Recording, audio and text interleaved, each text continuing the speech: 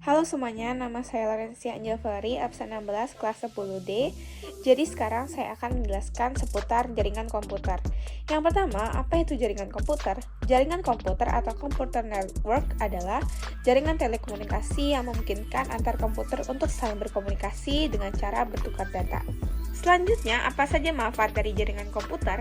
Yang pertama, memungkinkan kelompok kerja berkomunikasi lebih efisien. Yang kedua, memungkinkan penyampaian lebih terpadu. Yang ketiga, dapat menjaga keamanan data lebih terjamin. Yang keempat, memungkinkan manajemen sumber daya lebih efisien. Dan yang terakhir, menghemat biaya pengembangan dan pemeliharaan. Konsep client server. Client server merupakan konsep arsitektur perangkat lunak atau software yang menghubungkan dua objek berupa sistem klien dan sistem server yang berkomunikasi melalui jaringan komputer maupun satu komputer yang sama.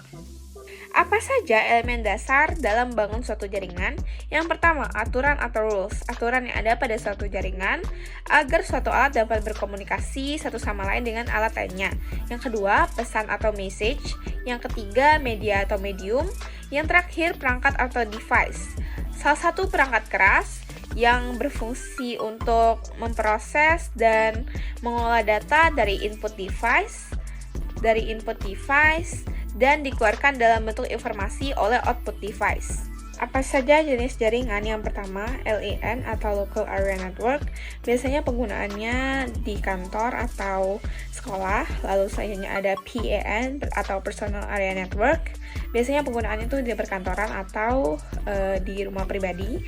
Lalu selanjutnya ada MAN, Metropolitan Area Network, menghubungkan komputer satu dengan komputer lainnya dalam skala kota.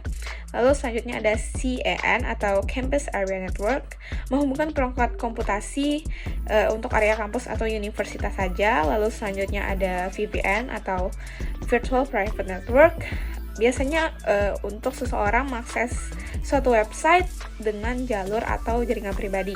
Lalu yang terakhir ada WAN atau Wide Area Network, menghubungkan perangkat komputasi dengan jangkauan yang sangat luas.